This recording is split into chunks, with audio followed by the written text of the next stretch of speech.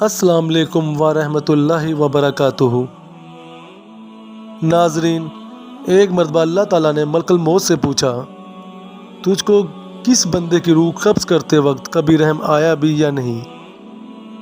ملک الموت نے عرض کیا، اللہ رب العزت، مجھ کو 2 انسانوں کی جان نکالنے میں بہت دکھ ہوا تھا۔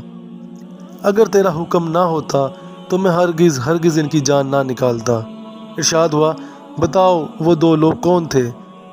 عرض کیا، ایک تو وہ بچہ تھا جو نیا پیدا ہوا تھا اور اپنی ماں کے ساتھ جہاز کے ٹوٹے ہوئے تختے پر بے سر و سامانے کی حالت میں بحر و بیکراں میں تیرتا جا رہا تھا۔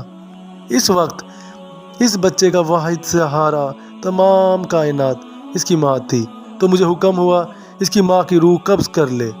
اس وقت مجھے اس بچے پر بے حد رحم آیا تھا، کیونکہ اس بچے کا اس ماں کے سوا کوئی دوسرا خبرگیر نہ تھا، اور بھوکا پیاسا بچہ اپنی ماں کے دودھ کے لیے ترس رہا تھا۔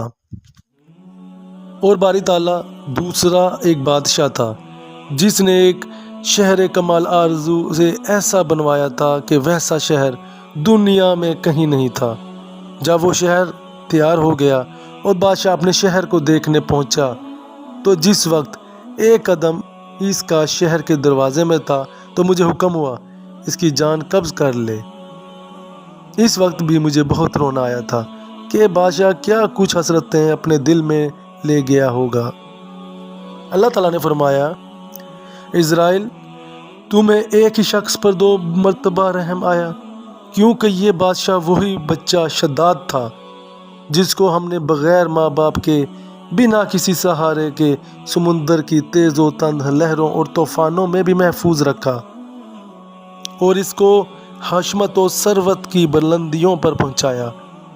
اور جب یہ اس مرتبے کو پہنچا تو ہماری تابداری سے منہ موڑا اور تکبر کرنے لگا، اور آخرکار اپنی سزا کو پہنچا۔ اللہ اکبر، بے شک اللہ تعالیٰ بڑی حکمت والا ہے۔